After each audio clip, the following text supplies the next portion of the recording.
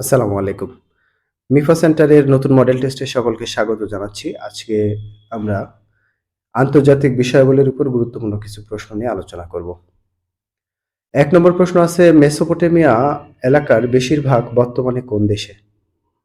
Mesopotamia এলাকার বেশিরভাগ বর্তমানে ইরাকে অবস্থিত। ২ নম্বর প্রশ্ন আছে, ইনকা সভ্যতার ব্যাপ্তিকাল কত ছিল? ইনকা সভ্যতার ব্যাপ্তিকাল ছিল ১৪৩৮ থেকে ১৫৩৩ খ্রিস্টাব্দ। ৩ নম্বর প্রশ্ন আছে, মহেঞ্জোদারো কথার অর্থ কি? মহেঞ্জোদারো কথার অর্থ হলো মরা মানুষের ঢিবি।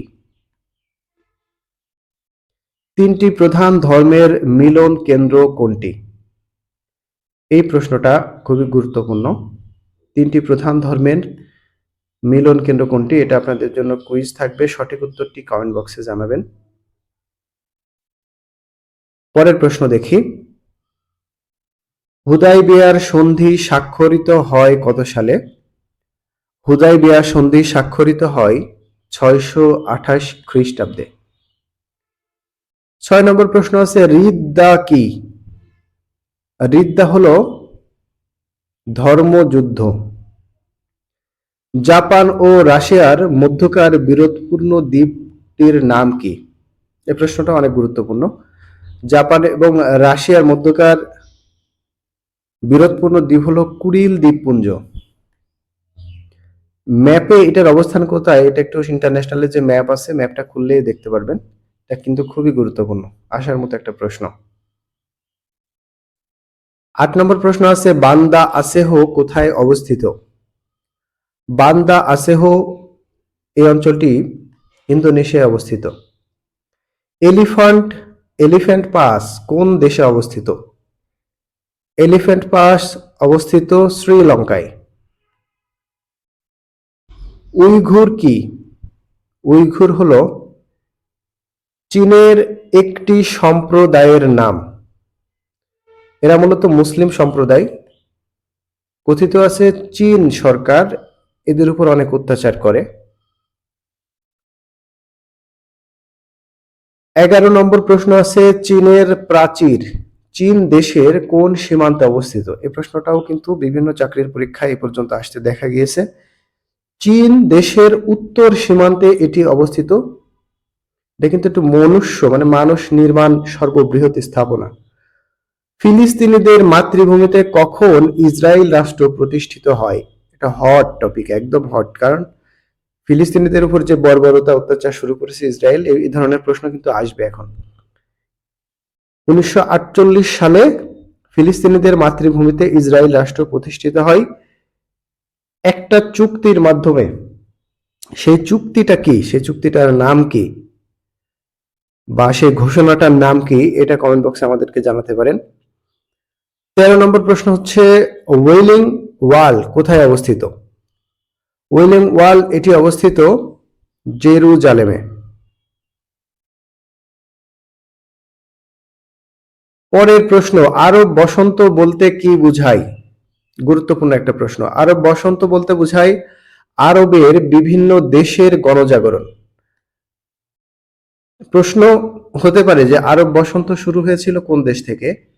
আরব বসন্ত শুরু হয়েছিল তিউনিসিয়া থেকে। ওইখানকার মোহাম্মদ বোয়াজিজি নামক একজন ব্যক্তি তিউনিসিয়ার ব্যবসায় লস খেয়ে গায়ে আগুন ধরিয়ে আত্মহত্যা করে। তখন থেকে মূলত এই আরব বসন্তটা শুরু হয়।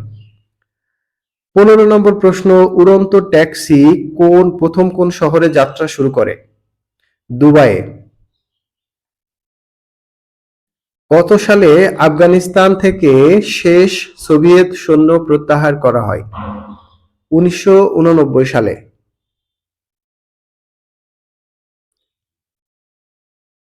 আফগানিস্তানে রাজতন্ত্রের অবসান ঘটে কত সালে? ১৯৭৩ সালে। ১৯৭৩ সালে রাজতন্ত্রের অবসান ঘটে। ভারতের সেভেন সিস্টার্স রাজ্যসমূহের অন্তর্ভুক্ত নয়। এই প্রশ্ন কিন্তু খুবই গুরুত্বপূর্ণ, কারণ সেভেন সিস্টার্স নিয়ে ইউনূস সরকারের বা ইউনূসের যে কথাবার্তা, ডক্টর ইউনূসের, সব মিলায়ে ভারতের সাথে যে একটা মনোমালিন্য বাংলাদেশের চলছে, এই কারণে সেভেন সিস্টার্সের যে কোনো কিছুই কিন্তু গুরুত্বপূর্ণ। অপশনগুলোর ভিতরে সেভেন সিস্টারের রাজ্যের অন্তর্ভুক্ত নয়, সেটা হচ্ছে কেরালা। ভারতের সেভেন সিস্টার্স রাজ্যসমূহ সংক্ষেপে মনে রাখার শর্ট টেকনিক হলো অমিত্রী নামে আম। অমিত্রী নামে আম। অতে হচ্ছে অরুণাচল, মিতে হচ্ছে মিজোরাম, ত্রিতে ত্রিপুরা, নাতে নাগাল্যান্ড, মেতে মেঘালয়, আতে হচ্ছে আসাম, আর মতে হচ্ছে মণিপুর। এই 7টি রাজ্যকে বলা হয় সেভেন সিস্টার্স। 19 নম্বর প্রশ্ন আছে, স্ট্যাচু অফ ইউনিটি কোন দেশে অবস্থিত? স্ট্যাচু অফ ইউনিটি এটার অবস্থান হচ্ছে ভারতে। কোথায় অবস্থিত? ভারতে। সীমান্ত গান্ধী নামে পরিচিত কে? সীমান্ত গান্ধী নামে পরিচিত খান আব্দুল গাফফার। টাইগার হিল কোথায় অবস্থিত? টাইগার হিল এটি অবস্থিত হচ্ছে দার্জিলিং এ। কোন দেশকে গণতন্ত্রের সূতিকাগার বলা হয়? গণতন্ত্রের সূতিকাগার বলা হয়ে থাকে গ্রিসকে। কোন দেশে সর্বপ্রথম জাতীয় পতাকা ব্যবহার করে? কোন দেশ সর্বপ্রথম জাতীয় পতাকা ব্যবহার করে? ডেনমার্ক। এই পতাকার নাম আছে, সেটা হচ্ছে ডেনব্রুগ। ইনোসিস কি? ইনোসিস হলো সাইপ্রাসকে গ্রিসের সঙ্গে যুক্তকরণ আন্দোলনের নাম। কাতালোনিয়া কোন দেশে অবস্থিত? কাতালোনিয়া এটি স্পেনে অবস্থিত। ফ্যাসিজম এর প্রবর্তক কে? এই প্রশ্নটা ভেরি ভেরি ইম্পর্ট্যান্ট। এই প্রশ্নটা আপনাদের জন্য কুইজ থাকবে, সঠিক উত্তরটি কমেন্ট করে জানাবেন, না পারলে আমরা অবশ্যই জানিয়ে দিব। 27 নম্বর প্রশ্ন আছে, কত সালে আর্জেন্টিনা ফকল্যান্ড দখল করে নিয়েছিল? আর্জেন্টিনা ফকল্যান্ড দখল করে 1982 সালে।